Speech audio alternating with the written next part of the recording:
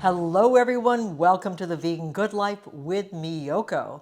Now today, I want to talk about America's favorite nutrient. Can you guess what that might be? Protein. Everyone talks about protein, how we need enough, and this is high in protein and that's high in protein.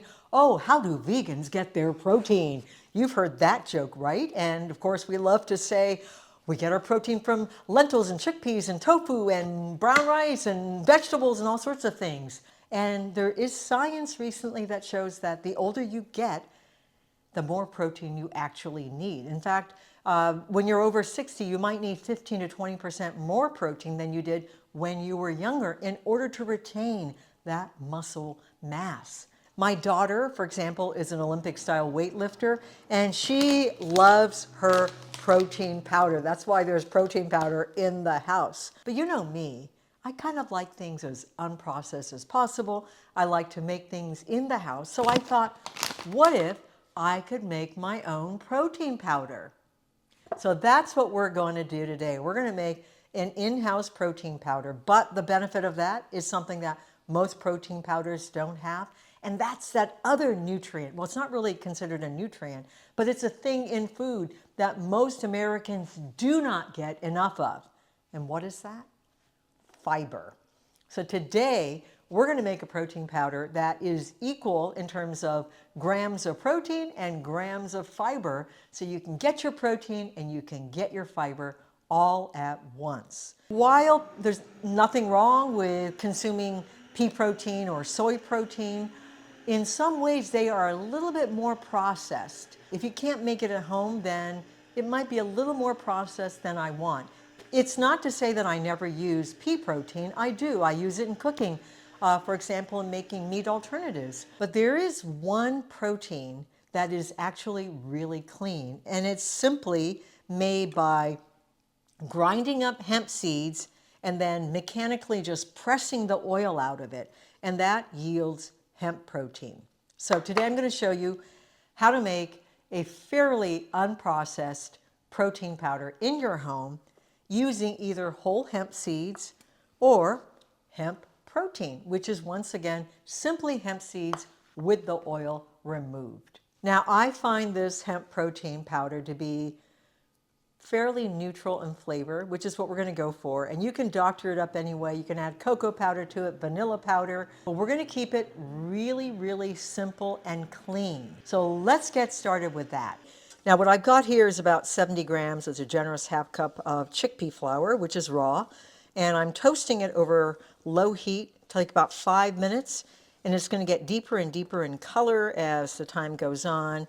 And you want to just keep stirring it. I've got a silicone spatula here. Probably this or a wooden spatula would be best. And you want to deliver sort of a golden, nutty color, and that will create this sort of nutty vanilla flavor that'll make your protein powder absolutely delicious. Well, neutral in flavor. I don't know if any protein powder is delicious, but it'll be perfectly tasty. So this takes a few minutes, keep it on low, and you want to keep stirring it. Now, some people may want to ask, why can't I do that in the oven? I've tried it. Unfortunately, it just doesn't toast evenly. You have to watch it at all times. So it's just easier to do it in a pan. As you can see, it's already getting darker in color. So we just want to keep doing this until it's a beautiful tan. So we are cooking the chickpea flour, which will reduce the phytic acid and things that could upset your stomach. Ooh, look at that. And I can smell it. This is just like the Japanese kinako, which is a roasted soybean flour. And now, if you can get kinako, you could also use that. Okay, so that's it. I'm taking it off the heat. And now, the first thing I'm going to do is put the flour into a blender. Now, I want the flour in the bottom of the blender, not the nuts, because what happens if I put the nuts in there is that the nuts will start to puree into sort of a paste, and it'll be too hard to pulverize it into a flour. So I want to get the dry ingredient in there first. Okay, now at this point you have a choice of either using hemp protein or hemp seeds. The difference is that you're going to get a little bit more protein with the hemp protein than you will with the hemp seeds.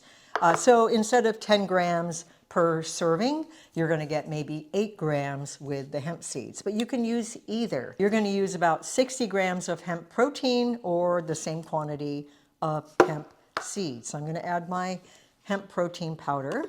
And remember, this is just the hemp seeds ground up with the oil extracted. In fact, you can do that at home if you want. It's kind of hard to be squeezing, but you can. And then we're going to add 90 grams of flax. Oh my God, flax seeds are not only high in protein, they are so full of fiber. So we're going to put the flax seeds in here. And then finally, about a quarter cup or 30 grams of chia seeds. Now, I don't think I have quite a quarter cup. The reason, I'm a little bit under a quarter cup. That's all I got because I made some of the protein powder a couple days ago. So that is all I have. Now, you can skip the chia seeds if you like, and they're the lowest in protein of everything that we put in here.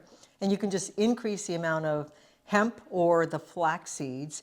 But what the chia seeds do is that they actually add some viscosity to your protein drink. So let's just say you're on the go and you got your protein drink in a shaker, and you just want it to be a little bit thicker.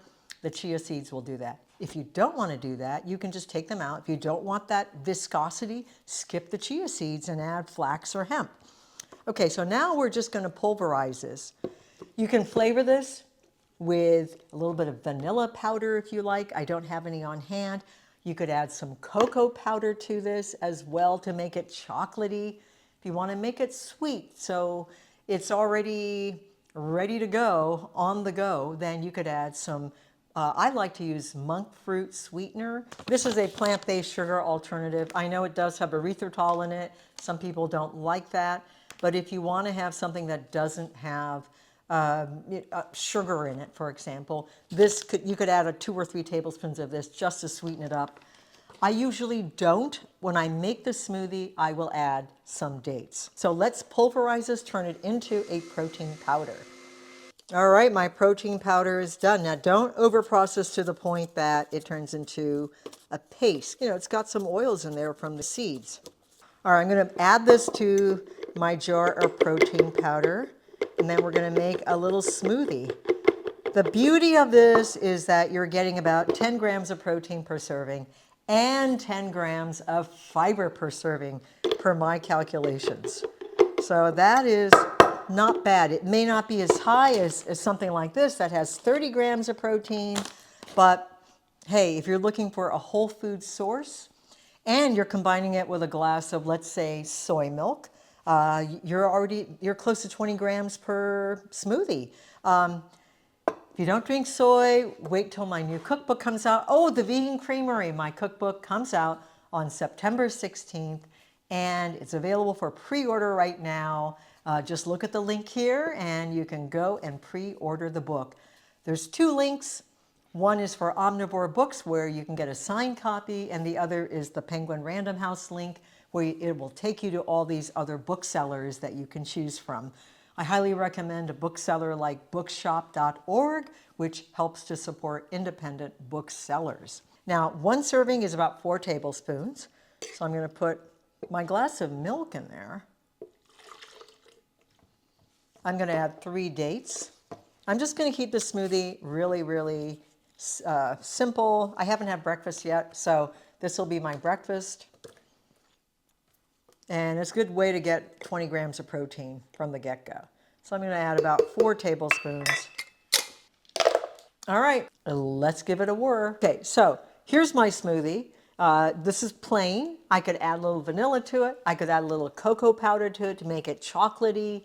You can flavor it, a few mint leaves, make it along with cocoa and make chocolate mint. That would be so delicious. But it's ready as it is. And I've got a smoothie in here with about close to 20 grams of protein. So that's not bad. All right, let me give it a try. It's completely neutral in flavor. I mean, that's tasty. It's nice and thick because of the chia seeds. I'm getting all that fiber. Wow, and I need it so I can not lose any more muscle. I think I gotta go work out after this. Do I have a smoothie mustache? See you next time.